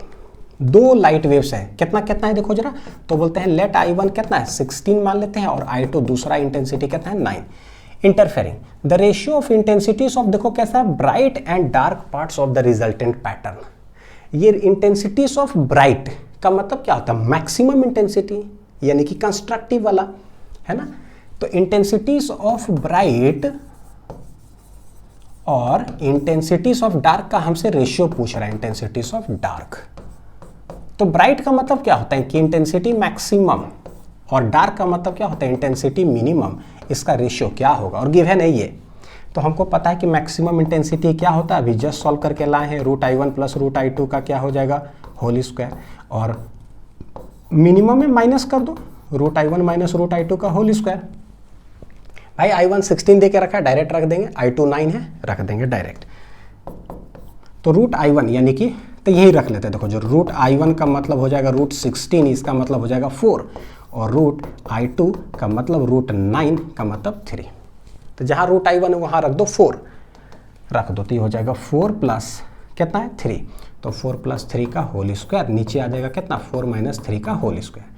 तो 4 3 7 का होल स्क्वायर ऊपर, नीचे है 1 का होल स्क्वायर, यानी आंसर आ जाएगा 7 7 49, यानी कि 49। तो 49/1 मेरा आंसर आएगा। यानी इंटेंसिटी दे दिया और हमसे Imax/Imin पूछा। भाई कभी ऐसा भी करता है, वो दे देता है, ये पूछ लेता है, कैसे निकालेंगे। चलो अगला टाइप देखते हैं जरा, क्वेश्चन का क्या है। तो बोलते हैं 2 coherent sources produce waves of different intensities which interfere, after interference the ratio of the, देखो क्या, maximum intensity to the minimum intensity 16, यानी कि maximum to the minimum intensity दे के रखा है कितना, बोलता है 16 है। तो 16 का मतलब क्या हुआ 16/1। तब पूछता है कि इंटेंसिटी ऑफ द वेव्स क्या चीज में होगा, यानी कि I1/I2 बताओ कि क्या होगा इंटेंसिटी का रेशियो। अब मैक्सिमम मिनिमा दे के रखा है, तो भैया मैक्सिमम होता क्या है वो हम जानते हैं, रूट I1 + रूट I2 का होल स्क्वायर डिवाइडेड बाय, ये होता है minimum root I1 - root I2 का होल स्क्वायर। नहीं लग रहा जस्ट इसका उल्टा है जो भी पीछे बनाए थे, वो दिया तो ये पूछे लिया, और अब बोल रहा है ये दिया तो वो बताओ कि क्या। 2 3 जा 6 तो पूछता है 3 2 जा बताओ कि क्या है। ठीक है भाई देख लेते हैं। तो हम क्या करें, तो बोले ये ऊपर भी होल स्क्वायर नीचे भी होल स्क्वायर, इसका मतलब है कि पूरे का होल स्क्वायर। तो बोले भैया ये पूरे का होल स्क्वायर समझो कि कितना है 16/1 है। तो ये अगर हटा देंगे होल स्क्वायर तो उधर चला जाएगा रूट में, क्या चीज़ हो जाएगा रूट में, यानी डायरेक्ट लिख सकता हूँ क्या, चलो नहीं लिखता हूँ, नहीं तो किन्हीं बच्चों को डाउट हो जाएगा कैसे लिख दिया अनिल सर आपको, है ना, कैसे लिख कैसे दिए, हाउ डेयर यू राइट कैसे हिम्मत हुआ आपका लिखने का, ऐसे ऐसे आप, ठीक है पूरा का होल स्क्वायर। अब ये स्क्वायर हटेगा तो उधर रूट लगेगा, यानी कि √I1 plus √I2 divided by √I1 minus √I2 बराबर हो जाएगा √16/1 यानी कि 4। कितना आएगा 4। अब यहाँ पर क्या करना है, देखो I1/I2 चाहिए ना, सेम वही चीज़ √I2 से डिवाइड कर दो ऊपर नीचे, है ना, उधर से सॉल्व कर लेते हैं। तो या क्रॉस मल्टीप्लाई कर करके भी सॉल्व कर सकते हैं, किधर से जिधर से चाहो, कोई नहीं, देख लेते हैं। क्रॉस मल्टीप्लाई करें तो वो भी चलेगा, 4/1 ऐसे आया ना, तो क्रॉस मल्टीप्लाई करो तो 1 इधर मल्टीप्लाई करेंगे कितना हो जाएगा √I1 प्लस √I2 इधर, और इधर मल्टीप्लाई करेंगे तो ये हो जाएगा 4√I1 माइनस 4 कितना हो जाएगा I2। चाहे ऐसे करो चाहे ऊपर नीचे √I2 से डिवाइड करके ना I1/I2 आ जाएगा, वैसे कर लो, देख लेते हैं। तो ये माइनस में है 4√2 इधर लेकर के चले आओ, तो बोलेंगे √I2 इधर है, माइनस वाला इधर आएगा तो प्लस 4√I2 इधर हो गया। 4√I1 इधर है रहने दो, ये प्लस है ना, उधर जा करके हो गया माइनस इतना, सच दैट देखो 4 + 1 हो जाएगा 5√I2 और ये हो जाएगा 4 में से गया तो 3√I1, 3√I1। तो ये √I1 बटे √I2 कर लेते हैं, तो ये हो जाएगा 5/3 यानी कि 5/3, तो ये हो जाएगा √I1 डिवाइडेड बाई √I2, जो कि सॉल्व करेंगे तो पूरे रूट पर लग जाएगा I1/I2। अब कर लो दोनों तरफ क्या स्क्वायरिंग, तो जैसे ही स्क्वायर करेंगे तो मेरा आंसर कितना आ जाएगा, तो ये हो जाएगा कितना 25/9, वो हट जाएगा, हेंस इंटेंसिटी का जो रेशियो हो जाएगा ये हो जाएगा 5/3 का whole square which is equal to 25/9। ये हो गया मेरा आंसर, देखो कितना हो गया 25/9। तो देखो कि क्वेश्चन जो है ना सॉल्व होते कैसे हैं, क्या है 25/9, कौन सा ऑप्शन में दिख रहा है 25/9 भाई, 25/9 ऑप्शन नंबर बी। बनाने की कोशिश करना, सवाल बनेंगे। अब यहां देखो एक और क्या है भाई कि the interference pattern is obtained with 2 coherent light source of intensity ratio कितना देके रखा है n, यानी इंटेंसिटी का जो रेशियो है I1/I2 यही है n का मतलब क्या n/1। ये बोलता है कि in the interference pattern the ratio Imax minus Imin divide by Imax plus Imin क्या होगा। तो एक चीज है देखो, पता है क्या कि Imax minus Imin divided by Imax plus Imin, इसको ना बोला जाता है क्या फ्रिंज विजिबिलिटी कहते हैं। क्या बोलते हैं इसको, फ्रिंज विजिबिलिटी, फ्रिंज विजिबिलिटी। तो अगले जो लेक्चर होगा ना यंग्स डबल स्लिट एक्सपेरिमेंट उसमें बताऊंगा, इसको V से भी डिनोट करते हैं और बीटा से भी कहीं कहीं लिखा रहता है किसी बुक में कि फ्रिंज विजिबिलिटी क्या है। ये हर जगह पर पूछ चुका है, नीट जेईई मेंस देख लो, जेईई मेंस में तो कम से कम 5 टाइम्स पूछ चुका है भाई, यही चीज़ एकदम सेम, और IIT में भी आया हुआ है, तो हर जगह पर आया कि Imax minus Imin divide by Imax plus Imin, पूरा सॉल्व करके बताओ कि क्या होगा। ठीक है, I1/I2 दे के रखा है हमें, Imax माइनस Imin क्या होगा। तो एक बार हम क्या करते हैं Imax माइनस Imin निकाल लेते हैं और Imax प्लस Imin अलग से निकाल लेते हैं, फिर उसका वैल्यू लाके यहाँ पे सब्सटीट्यूट कर देंगे। ठीक, देखते हैं कि क्या है। तो Imax माइनस Imin चाहिए ना, तो Imax होता है हमें पता, या डायरेक्ट सॉल्व करते हैं, देखो जरा एक ही में रख के सॉल्व करो, ऊपर नीचे चलो करते हैं, और नीचे Imax प्लस Imin है ना, चलो कर ही लेते हैं। यहाँ क्या होगा, Imax होता है √I1 प्लस √I2 का होल स्क्वायर, मैक्सिमा है तो प्लस कर दो, ठीक है, माइनस मिनिमा है तो √I1 माइनस √I2 का होल स्क्वायर डिवाइडेड बाई, ये देखो Imax तो ये हो जाएगा √I1 प्लस √I2 का होल स्क्वायर, बीच में है प्लस, ऐसे जो वैल्यूज रख दिया हमने। अब इसको पूरा ओपन करते हैं, क्योंकि मेरे पास ये दिमाग में रहना चाहिए कि दिया हुआ क्या I1/I2 n/1 है। हाँ, तो I1/I2 के फॉर्म में लाना है। तो a प्लस बी का whole square, a plus B का होल स्क्वायर क्या होगा, a square plus B square plus 2ab। तो a स्क्वायर करेंगे तो ये हो जाएगा कितना I1, b स्क्वायर ये हो जाएगा I2, तो a square plus B square plus 2ab, तो 2√I1 √I2 हो जाएगा ये सॉल्व होकर के, है ना। ऐसे करके लिखते जाओ, माइनस ये a माइनस बी का होल स्क्वायर हो जाएगा a square plus B square minus 2ab, तो 2√I1 √I2 divided by a plus B का होल स्क्वायर, तो ये हो जाएगा फिर से a square plus B square plus 2√I1 √I2 plus same ही चीज़ है, इसी का होल स्क्वायर है तो a माइनस बी का, तो ये हो जाएगा a square plus B square minus जो ऊपर लिखे हैं वही हो जाएगा ऐसा। बस प्लस और माइनस है तो उसको खोल देना है, ऊपर माइनस है तो ये क्या हो जाएगा, ये माइनस हो जाएगा, ये वाला भी माइनस हो जाएगा और ये माइनस माइनस हो जाएगा प्लस। तो मैं क्या करता हूँ ना, देखो ब्रैकेट देता हूँ खोल, ठीक है, पहले वो लिख लो, उसके बाद ब्रैकेट खोल देता हूँ। तो ऊपर में हो क्या जाएगा, ये गया ये गया, ये माइनस मल्टीप्लाई होगा तो ये तो माइनस ही रहेगा, ये माइनस मल्टीप्लाई होगा तो यहाँ माइनस आ जाएगा और उसमें माइनस मल्टीप्लाई हो जाएगा तो वो प्लस हो जाएगा, ठीक है। और यहाँ तो ये खुला प्लस ही है तो plus I1 plus I2 minus, यानी ब्रैकेट यहाँ पर डायरेक्ट हटा सकते हो। हेंस सॉल्व होकर के क्या आ रहा है, प्लस I1 देखो minus I1 cancel out, minus I2 plus I2 cancel out, ये दोनों प्लस जुटेगा, ठीक है। सिमिलरली यहाँ रूट वाला ये दोनों उड़ गया, तो देखो सॉल्व होकर के क्या आ रहा है, 2 2 4, तो 4√I1 √I2 डिवाइडेड बाई नीचे क्या है भाई I1 प्लस I1, तो ये आ रहा है 2I1 प्लस 2I2, है ना। बस इतना ही सॉल्व हो के आ रहा है, वो वाला प्लस रूट वाला तो चला ही गया। हेंस तो ये आ जाएगा देखो 4√I1 √I2 डिवाइडेड बाई, यहाँ देख लो जरा क्या 2 हम कॉमन ले सकते हैं, तो ये हो जाएगा कितना है, 2 कॉमन ले लो I1 प्लस I2, तो ये हो गया I1 प्लस I2। ये फाइनली मेरा सॉल्व होकर आया है। मेरे पास गिवन क्या था क्वेश्चन, जरा देखो क्वेश्चन में गिवन है I1/I2 क्या है n/1। इट मीन्स दैट कि I1 को हम लोग क्या ले लेंगे, सिखाए बच्चों क्या ले लेंगे n, और I2 को क्या ले लोगे 1, इंटेंसिटी गिवन है डायरेक्टली, तो जहां I1 है वहां n रख दो, जहां I2 है वहां 1 रख दो डायरेक्टली। I1 है n, तो ये हो जाएगा देखो 4, I1 है n यानी कितना हो जाएगा √n, I2 है 1 तो √1 डिवाइड बाई I1 है n प्लस 1 हो जाएगा। तो ये 2 2 जो है 4, तो हो जाएगा 2√n ऊपर आ रहा है, नीचे कितना आ रहा है n प्लस 1, खत्म। ये आया सॉल्व होकर के, this is known as fringe visibility. 2√n divided by n plus 1, 2√n divided by n plus 1, 2√n divided by कहाँ है 2√n divided by n plus 1, यानी ऑप्शन नंबर डी है। ऑप्शन नंबर क्या है, डी। तो I hope कि बहुत अच्छे से समझ में आया होगा, है ना।